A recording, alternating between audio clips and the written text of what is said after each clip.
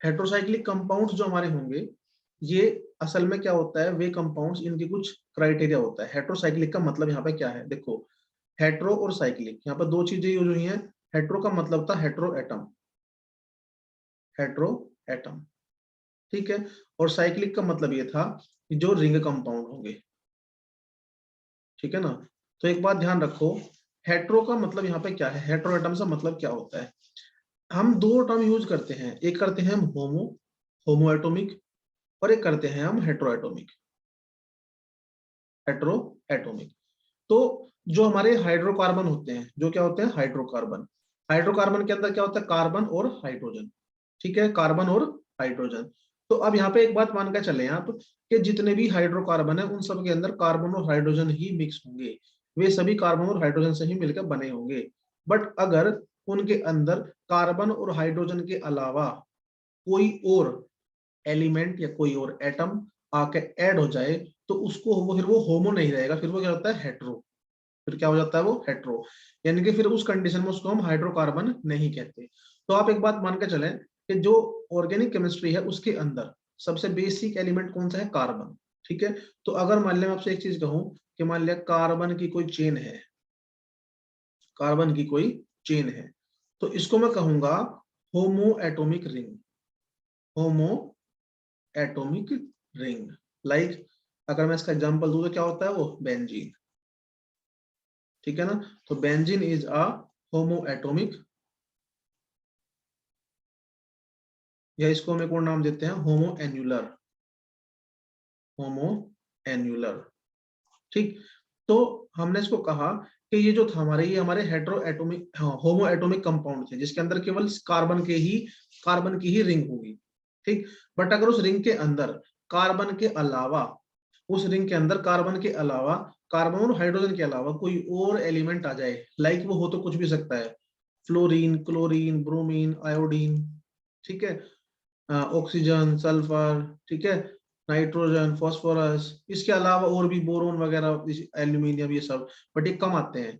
Most commonly ये hetero element use होते हैं, जो ये हेलोजेंस होते हैं, या फिर ऑक्सीजन फैमिली में से, या फिर नाइट्रोजन फास्फोरस में से, तो यही ज्यादातर इंसर्ट होते हैं।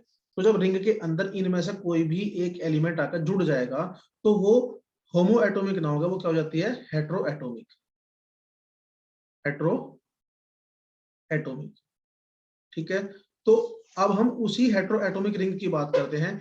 ऐसे कंपाउंड उन जिनके अंदर कार्बन के अलावा कोई और एलिमेंट आकर रिंग के अंदर अटैच हो जाता है, उनको हम बोलते हैं हेट्रो एटॉमिक कंपाउंड। और अगर वे कंपाउंड आपके साइक्लिक होंगे तो उनको हम कहेंगे हेट्रोसाइक्लिक कंपाउंड, ठीक है ना। अब ऐसा नहीं है कि हम हर एक कंपाउंड को हेट्रोसाइक्लिक कंपाउंड कह देंगे।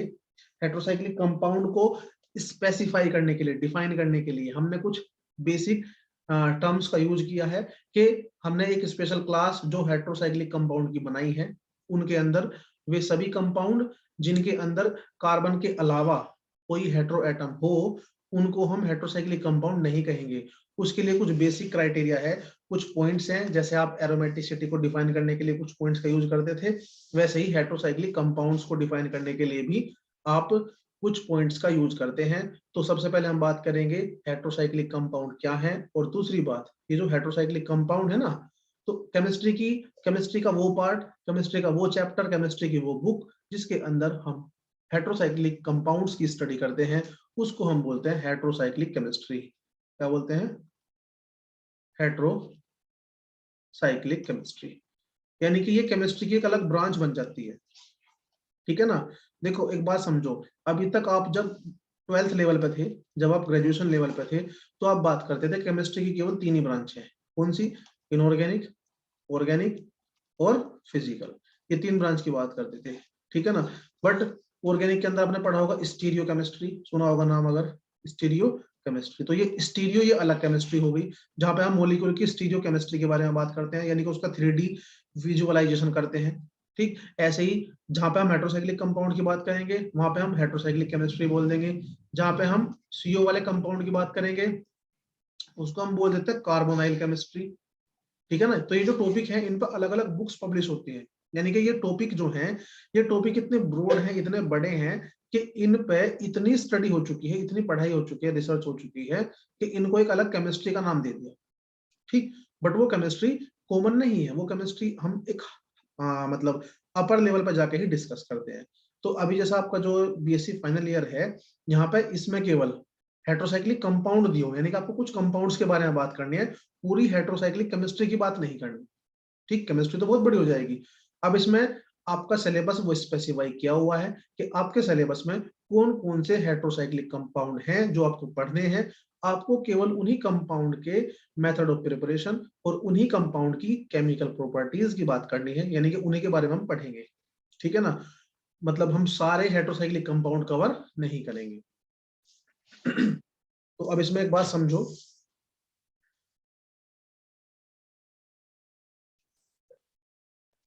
Characteristics of heterocyclic compound, characteristics of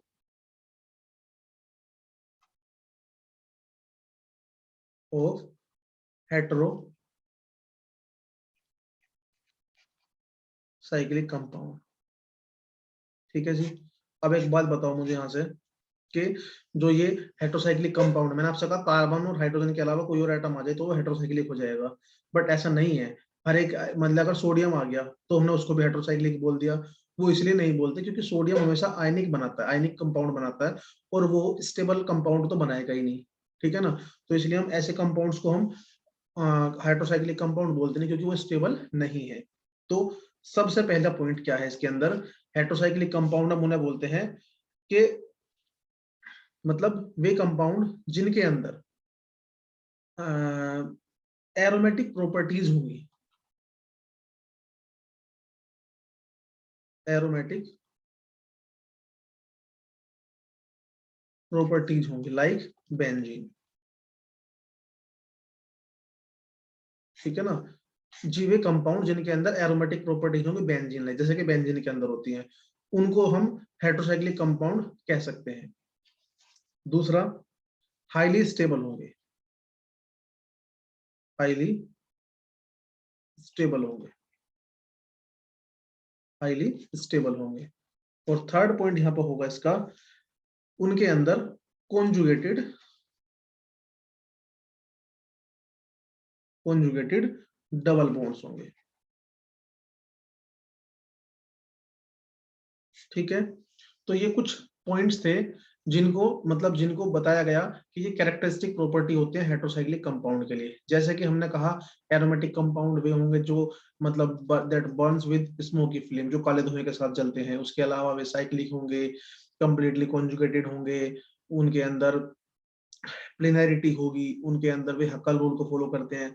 तो ऐसे ही हेट्रोसाइक्लिक कंपाउंड को डिफाइन करने के लिए भी आप ये सब बातें ध्यान रखेंगे कि उनके वे क्या होते हैं, एरोमेटिक प्रॉपर्टीज होंगी उनके अंदर, हाईली स्टेबल होंगे और कॉन्जुगेटेड होंगे, कॉन्जुगेटेड डबल बॉन्ड उनके अंदर होंगे। तो अब यहाँ पे मतलब जो हेट्रोसाइक्लिक कंपाउंड्स हैं उनको कैटेगराइज करा गया है। तो पहली कैटेगरी थी उसमें, मतलब जैसे कि हमने कहा 5 मेंबर्ड रिंग मोस्ट कॉमन है,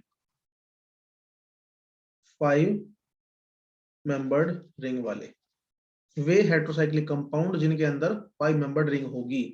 तो उस कैटेगरी में जो मेन कंपाउंड है वो होता है कि अगर 5 मेंबर्ड रिंग के अंदर ऑक्सीजन है, ठीक है, 5 मेंबर्ड रिंग के अंदर अगर ऑक्सीजन है,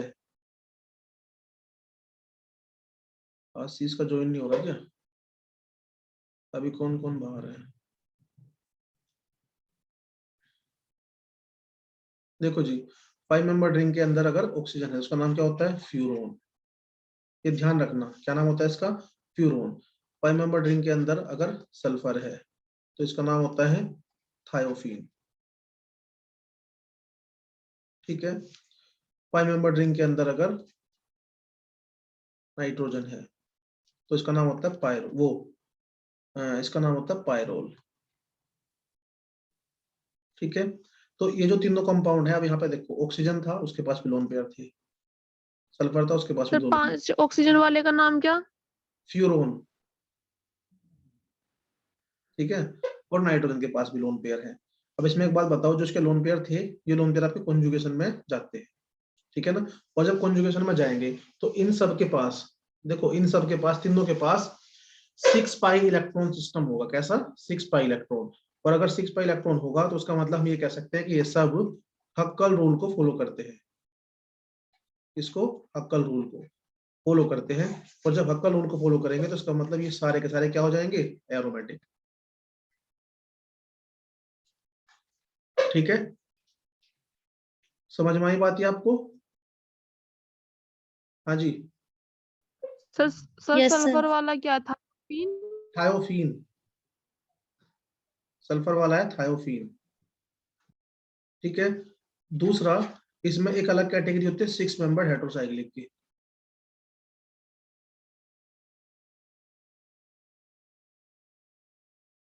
सिक्स मेंबर्ड हेट्रोसाइक्लिक कंपाउंड। ठीक है, ये जो क्लास है इसको मैं मतलब बेसिक इंट्रोडक्शन सही है इसमें, तो इसको मैं चैनल पर डाल दूंगा, और उसके अलावा मैंने कुछ और वीडियो भी डाली थी, एक बार चेक कर लेना। जो आपने पहले रिकॉर्ड करवाई थी वीडियोस, वो भी मैंने मतलब चैनल पर डाल दी थी कल। अगर उसमें कोई आपको कहीं डाउट है, जैसे कि 3 मेंबर्ड रिंग जो थी उसके अंदर उसके सिग्नल थे, एनिसोट्रोपिक इफेक्ट वाली वीडियो थी, ठीक, तो वो वीडियो मैंने कल डाल दी थी उसमें, तो आप उसको चेक कर लेना। अगर उसमें कोई मतलब आपको कहीं कोई कंफ्यूजन है उसको देख सकते हैं। ठीक है ना, बीच बीच में से जो टॉपिक थे आपके, जिस टॉपिक में कंफ्यूजन लगेगा उसकी मैं उससे रिलेटेड वीडियोस को हम उस पर अपलोड कर देंगे, मतलब उसको आप लोग देख सकते हैं जब आपका मन करे, और जो नॉर्मल है उसको आप लोग मतलब ऐसे ही बस समझ ले। तो 6 मेंबर्ड हेट्रोसाइक्लिक कंपाउंड जो है, यहाँ पे क्या होगा, इसमें कौन कौन से होते हैं, इसके लिए सबसे कॉमन आपने पढ़ा होगा, 6 मेंबर्ड रिंग के अंदर अगर नाइट्रोजन आ जाए तो इसको हम बोलते हैं पिरिडीन। क्या बोलते हैं? PYRIDINE, pyridine. ठीक है, अब इसमें एक चीज और समझना, पिरिडीन हो जाएगा, इसके अलावा अगर इसमें आपका ऑक्सीजन आ जाए तो ये बन जाता है आपका पायरेन। क्या बन जाता है? पायरेन। अब पायरेन में एक चीज है यहाँ पे, ये अल्फा पोजीशन, ये बीटा, ये गामा, तो जिस पोजीशन पर डबल बॉन्ड नहीं आता वही वाला पायरेन हो जाता है, इस तो उसको बोलते हैं गामा पायरेन। अगर ये डबल बॉन्ड आपका यहाँ आ जाए, यहाँ पे इस वाली पोजीशन पे, तो यहाँ पे ये वाली पोजीशन खाली हो जाएगी, तो उस स्थिति में क्या कहेंगे इसको हम, अल्फा पायरेन।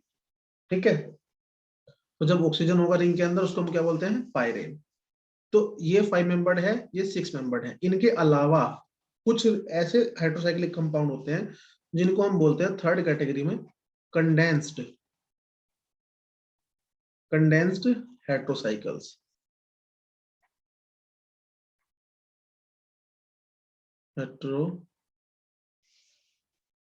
हेट्रोसाइकल्स, कंडेंस्ड का मतलब इसको हम फ्यूज्ड भी कह सकते हैं। क्या कह सकते हैं? फ्यूज्ड। फ्यूज्ड का मतलब है जिसमें 5 मेंबर्ड और 6 मेंबर्ड दोनों आपस में जुड़ी हुई हो, या दो रिंग आपस में जुड़ी हुई हो।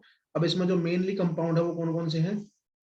अगर बेंजीन रिंग के पास पिरिडीन जुड़ जाए, ठीक है, तो इसको बोलते हैं हम क्विनोलिन। क्या बोलते हैं? क्विनोलिन। ठीक, अगर बेंजीन रिंग के पास पायरोल जुड़ जाए, ठीक है, इसको बोलते हैं हम इंडोल। ठीक, और अगर बेंजीन रिंग के पास पिरिडीन तो जुड़ जाए, बट पिरिडीन के अंदर नाइट्रोजन की पोजीशन चेंज हो जाए, यानी कि यहाँ पे पोजीशन 1 थी और यहाँ पे पोजीशन क्या हो गई उसकी, 2। ठीक है ना, और जब पोजीशन 2 हो जाएगी तो उस कंडीशन में उसको हम कहेंगे आइसोक्विनोलिन। क्या कहेंगे? आइसोक्विनोलिन। अब एक बात समझो, ये मैंने आपको क्लासिफिकेशन बताया जो हेट्रोसाइक्लिक कंपाउंड्स थे। ठीक, अब आपको इसमें क्या है कि इसमें जो है ना, मतलब क्या बोलते हैं इसको हम, कंपाउंड्स तो बहुत सारे हैं, ठीक, बट उसके उसके अंदर आपके सिलेबस के अंदर कौन कौन से हैं, आपको कौन कौन से पढ़ने हैं? फ्यूरोन आपको पढ़ना है, थायोफिन आपको पढ़ना है, पायरोल आपको पढ़ना है, इसके अलावा पिरिडीन पढ़ना है, पिरिडीन के अलावा क्विनोलिन, इंडोल पढ़ना है। ठीक है, और आई थिंक आइसोक्विनोलिन भी आपके सिलेबस में है थोड़ा बहुत। ठीक है, तो मेन ये कंपाउंड है आपके अंदर, इसमें चैप्टर के अंदर 1 2 3 4 5 6 तो है ही, और 7th भी हो सकता है। तो समझ में आई बात ये? हाँ जी। अब ये जो जो मैंने रिंग बताई है, ये जो मैंने कंपाउंड बताए हैं, इन जी सब के सर। अंदर इन कंपाउंड्स के अंदर ये सारी तीनों प्रॉपर्टी सेटिस्फाइड होती है। ये एरोमेटिक प्रॉपर्टीज भी रखते हैं, और अगर एरोमेटिक प्रॉपर्टीज रखते होंगे तो आपको एक चीज पता है एरोमेटिक के लिए कि एरोमेटिक वाले इलेक्ट्रोफिलिक सब्स्टिट्यूशन देते हैं, ये बात आप ध्यान रखेंगे। तो ऐसे ही ये सभी भी इलेक्ट्रोफिलिक सब्स्टिट्यूशन देंगे। ठीक, हाईली स्टेबल भी है क्योंकि कॉन्जुगेशन है, और कॉन्जुगेटेड डबल बॉन्ड्स भी इनके अंदर प्रेजेंट हैं। ठीक, हाँ जी, समझ में आई बात। हाँ जी सर। अब एक बात यहाँ पे इसके सर। अलावा, उसमें से कुछ नोट तो नहीं करना था, वो तो खैर नॉर्मल ही था, ऐसा कुछ उसमें खास था नहीं। अब इसके अलावा देखो हमने साइक्लिक कंपाउंड्स हैं उसको डिफाइन करा। अब यहाँ पे एक बात और समझो, अब ऐसे कुछ कंपाउंड्स होंगे, सुनना ध्यान से, जिनके अंदर कार्बन हाइड्रोजन के अलावा एलिमेंट्स तो प्रेजेंट होंगे, बट उनको हम हेटेरो एटम्स क्या बोलते हैं, हेटेरोसाइक्लिक कंपाउंड्स उनको हम नहीं बोलते। तो ऐसे भी तो उसके कुछ एग्जांपल्स हैं, compounds which does not act as heterocyclic compound। आपसे पेपर में क्वेश्चन पूछ सकता है ऑब्जेक्टिव में अंदर कि ऐसे कौन सा इनमें से कंपाउंड है जो कि हेटेरोसाइक्लिक कंपाउंड नहीं है। तो आप यहाँ पे इसके जो मतलब आंसर्स होंगे, कई सारे उसके एग्जांपल होंगे, जैसे कि आपने पढ़ा होगा एसिटिक एनहाइड्राइड, एसिटिक एनहाइड्राइड कहो, या आप सक्सिनिक एनहाइड्राइड भी कह सकते हो। क्या नाम होगा इसका? Succinic anhydride. ठीक है, SUCCINIC, सक्सिनिक एनहाइड्राइड। अब देखो इसमें कार्बन के अलावा CO ग्रुप होगी, मतलब कार्बन के साथ ऑक्सीजन है, CO ग्रुप भी है, और C सिंगल बॉन्ड O भी है। बट ये जो कंपाउंड है कार्बोक्सिल ग्रुप वाले, इनको हम हेटेरोसाइक्लिक कंपाउंड नहीं कहेंगे। इसके अलावा CH2O यानी कि जो साइक्लिक ईथर होगा उसको भी हम हेटेरोसाइक्लिक कंपाउंड नहीं कहेंगे। इसके अलावा जो लैक्टोन होते हैं, क्या होते हैं? लैक्टोन। और लैक्टोन पता क्या होते हैं? जो एस्टर होता है ना, एस्टर जब आपका साइक्लिक फॉर्म में होता है, किस फॉर्म में? साइक्लिक फॉर्म में। जैसे कि ये COO हो गया और ये रिंग बन गई इसकी, इसको मैं ऐसे ही बना सकता हूँ,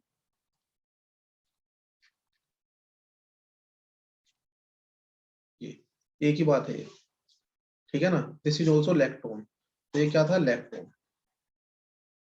ठीक है, ये क्या था? इपोक्साइड। तो ये जो एग्जांपल्स हैं, ये कोई भी, इनमें से कोई भी हेटेरोसाइक्लिक की तरह बिहेव नहीं करता, मतलब इन कंपाउंड्स को हम हेटेरोसाइक्लिक कंपाउंड्स की कैटेगरी में नहीं रखेंगे। तो आपको पता होना चाहिए इनका कि इनमें से कौन कौन से हेटेरोसाइक्लिक नहीं है, क्योंकि अगर क्वेश्चन पूछता है तो आपको पता होना चाहिए। समझ आई बात ये? सर हाँ जी। सर हम पता कैसे करेंगे फिर कौन सा कंपाउंड हेटेरोसाइक्लिक है और कौन सा नहीं?